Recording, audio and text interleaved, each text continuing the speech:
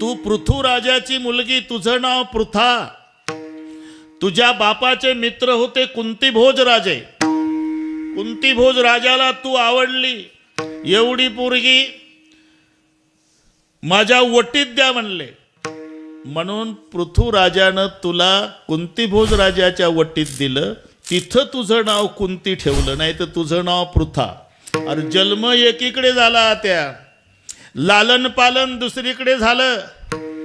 त्यात तुझ्या बापाच्या घरी दुर्वास मुनी आणि त्याची तू सेवा केली. आत्या प्रसन्न झाले दुर्वास, काय पाहिजे ते माग. तू 6 मंत्र मागितले, दुर्वासाने दिले. कौतुकानं तू लग्नाच्या आधी कुमार वयात एक सूर्य मंत्र जपला. त्याचा परिणाम तुला मुलगा झाला. आणि मग तुला धक्का बसला की कुमार वयात मुलगा झाला, मला कलंक लागला. आणि म्हणून त्याला पेटीत बंद केला. ती पेटी गंगेत सोडली. वाहत वाहत वाहत चंपानगरीला गेली.